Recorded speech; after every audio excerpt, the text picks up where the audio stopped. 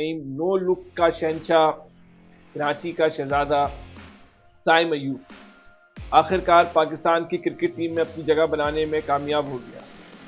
कैज़म trophy, उससे पहले PSL में जो इनके जो नो लुक शॉट थे, उसके चर्चे पूरी दुनिया में थे। तो पूरी दुनिया जो है इनकी बैटिंग को देखने के लिए जो है बड़ी बेताब नजर आती थी। अब वो पहली दफा जो है पाकिस्तान की टेस्ट क्रिकेट टीम का जो है वो हिस्सा बन गए। ऑस्ट्रेलिया वो जा रहे हैं, वहाँ जो दुनिया की मुश्किल तरीन पिच है उन पे वो अपनी बैटिंग के जो है वो जौहर दिखाएंगे। अब देखना ये है कि साइम अयूब का जो असल टैलेंट है, वो जो ऑस्ट्रेलिया की एक खतरनाक तरीन जिनको पिछे कहा जाता है, वहाँ किस तरह सामने आता है। आखिरकार जुनैद भाई, साइम अयूब आ गए। दुनिया की मुश्किल तरीन पिचेस के ऊपर साइम अयूब कराची का शहजादा खेलने जा रहा है। बात यह है कि अभी जो कायदे आजम ट्रॉफी हुई, इससे पहले साइम अयूब क्या इतना चर्चा क्यों है? साइम अयूब देखिए साइम अयूब तो एक हमने पहले भी शो किया। मतलब किसी को इतनी उम्र में इतनी शोहरत तो शायद नहीं मिलती हो, साइम अयूब को वक्त से पहले मिल गई। नहीं नहीं, उसको बिल्कुल सही वक्त पे मिली। इस वक्त उसकी वो इस वक्त अपनी पीक के ऊपर है, उसका स्टार्ट है और उसकी स्टार्टिंग पीक है ये। मतलब वो इस वक्त अपनी इंडिया के फॉर्म के तमाशाई भी अंदर, वजह क्या है उनकी, इसकी ऐसी खासियत क्या है? मतलब उसके क्लास के शॉट्स, अगर किसी ने डेविड गावर, गंगुली और सईद अनवर के बाद ऐसे ड्राइव्स देखें तो वो साइम अयूब है। अगर किसी ने गंगुली और सईद अनवर के बाद ऐसा लेग स्टम्प के ऊपर 6 देखें कि जो फ्लिक होता था, कि मतलब टांग के करीब कहीं बॉल मिल जाए सिर्फ, मतलब वो उस बॉल ने तो फिर स्क्वायर लेग मतलब पार ही करना है, उसको डीप फाइन लेग के बाहर फेंकना है। ये सईद अनवर की क्वालिटी थी ना, तो वो सेम क्वालिटी साइम अयूब के अंदर है। और इतना स्टाइलिश लेफ्ट हैंडेड बैट्समैन, जो क्रिकेटिंग शॉट उसके जितने भी हैं वो बुक शॉट्स हैं। आजकल तो जो स्टाइलिश बैट्समैन आ रहे हैं वो कोई यूं करके खेल देता है, कोई यूं करके खेल देता है, कोई यूं करके खेल देता है।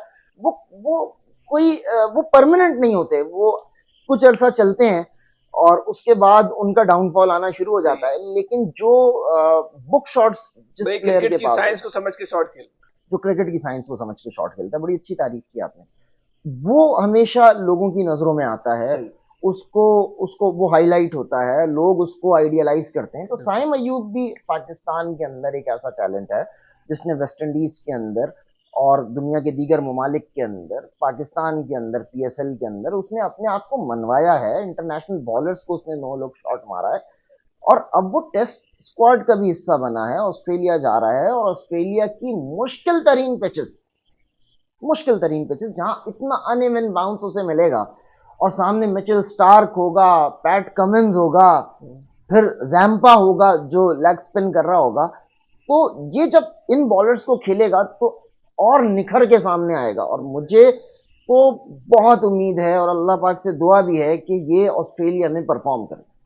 देखिए ऑस्ट्रेलिया में परफॉर्म करने वाला हकीकी स्टार होता है। अच्छा, इंडियन बड़े से बड़े शेर, बड़े से बड़े जो बल्लेबाज हैं, वो ऑस्ट्रेलिया जाके ढेर हो जाते हैं। सही है। हमने बड़ों बड़ों को ऑस्ट्रेलिया में ढेर होते देखा है। चलिए इस पे बात करते हैं। साइम अयूब की ट्रेनिंग कैसे हो रही है, कौन कर रहा है, कैसे हो रही है, कहाँ पर हो रही है?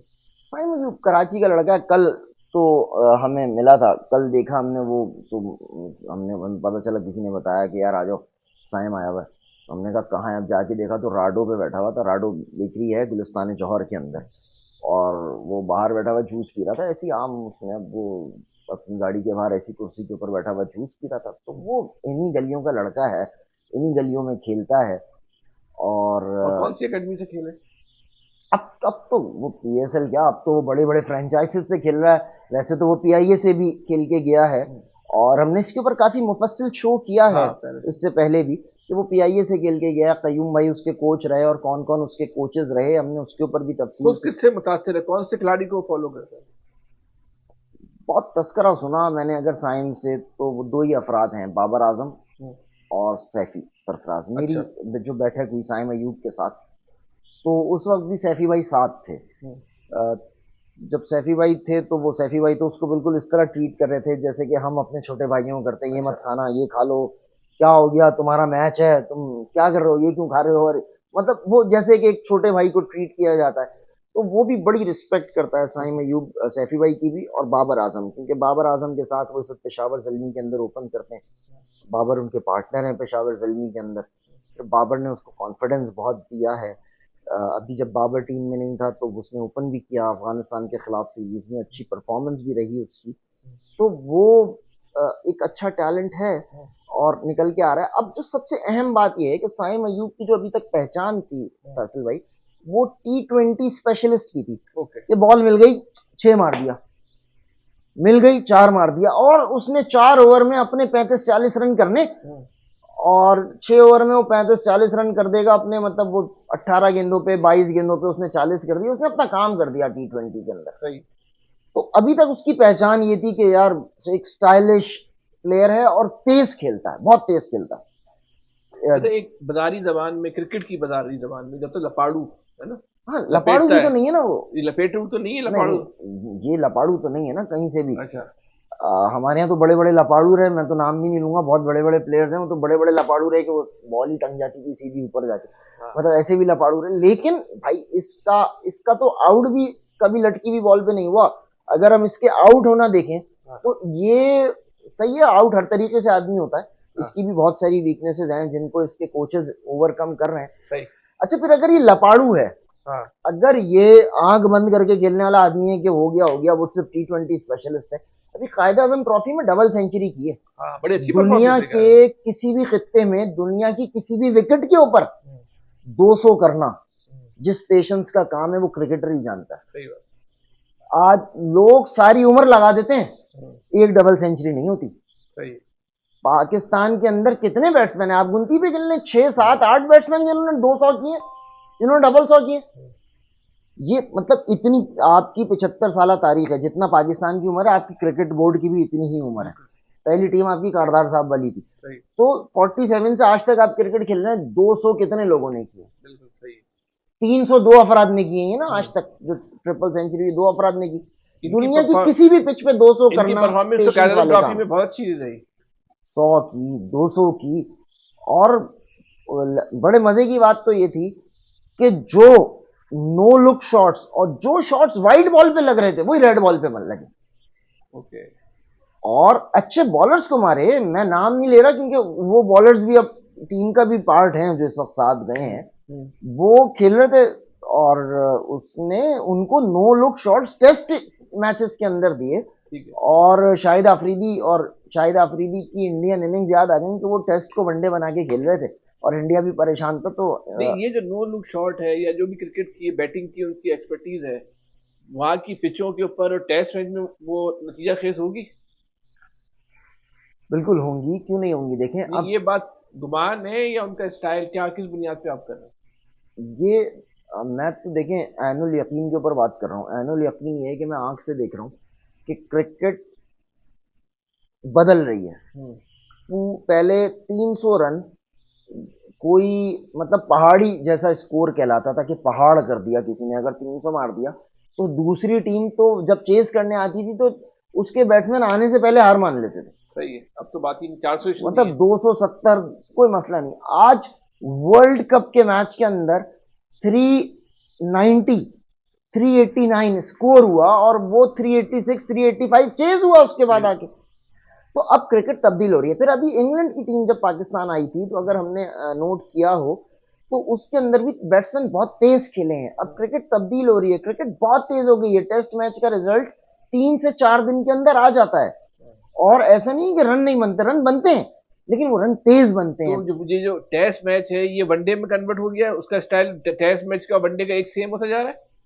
اچھا چلے یہ سب کہیں اور نکل جائیں گے تو وہاں سائم ایوب جو بھی سسٹم, سائم ایوب فٹ ہے اس وقت فٹ ہے, اس وقت اس موجودہ ٹیسٹ کے لیے فٹ ہے جو ٹیسٹ ٹیم. اچھا پھر آپ کو ٹیسٹ اسکواڈ میں رکھ کے آپ نے اس کا پیشنس بھی تو چیک کرنا ہے نا.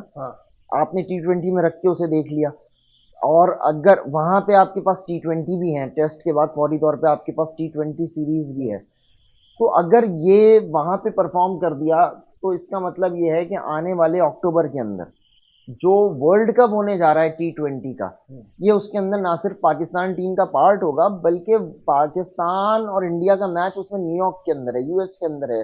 2024 کا جو ورلڈ کپ ہے جو اکتوبر میں آ رہا ہے وہ یو ایس کے اندر آ رہا ہے, تو یہ یو ایس میں ہی پرفارم کرے گا. پھر یو ایس ابھی کھیل کے بھی آیا ہے, کچھ لیگز بھی کھیل کے آیا ہے, تو اس کو آئیڈیا ہے, اور ہم دیکھیں گے. سائم ہے, آپ ہم بار بار کہتے ہیں کہ بھائی اسے کھل کے چانس دو. مستقبل کا بھی آزاد کہہ سکتے ہیں,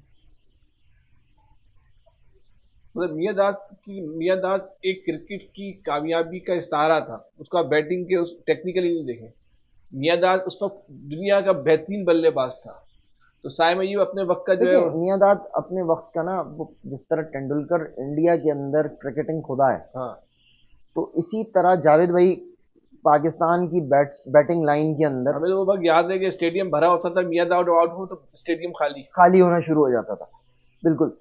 تو سائم ایوب بھی یقین اللہ تعالیٰ اس کو اس انتہا پہ لے کے جائے، اور اس کے ساتھ ٹیم میٹس اچھے ہیں، جائے گا انشاءاللہ تعالیٰ. اور ڈیزرو کرتا تھا، بات یہ ہے کہ ڈیزرو کرتا تھا جو آدمی، اور یہ ہم دیکھ رہے ہیں کہ ڈومیسٹک میں پرفارمنس کیا آیا. دیکھیں آپ کے پاس پلیئر آتے ہیں، آپ نے دیکھا کہ وہ فلاں پرچی تو فلاں یہ فلاں، آپ نے 10 چیزیں سنتے ہیں. ہم نے آج تک اس بچے یہ کھلاڑی ہے جس پہ لوگ انتظار کر رہے ہیں، یہ کب آئے انتظار کر رہے ہیں، پہلا کرکٹر ہے جس کا لوگ جس کا لوگ انتظار کر رہے ہیں کہ یار اس کی اننگز دیکھنی ہے. کیونکہ آج کے دور کی کرکٹ میں پاکستان سے سٹائلش بیٹنگ کم سے کم ہوتی چلی جا رہی ہے اور ختم ہوتی چلی جا رہی ہے. ایک بابر اعظم آپ کے پاس ایک سٹائلش بیٹسمین ہے جس کے کور ڈرائیو، وہ بھی بیچارہ سیاست کی نظر ہو گیا. سیاست کی نظر کیا ہو گیا، خود ہی سیاست کر کے اپنی سیاست کی نظر ہو گئی، یہ کہنا زیادہ بہتر ہے. اپنا آج کے لیے اتنا ہی بڑا امپورٹنٹ موضوع تھا، لوگ آپ جاننا چاہتے تھے، ہم نے جتنی معلومات تھی آپ تک پہنچانے کی کوشش کی. اپنا بہت زیادہ خیال رکھیے گا. اللہ حافظ.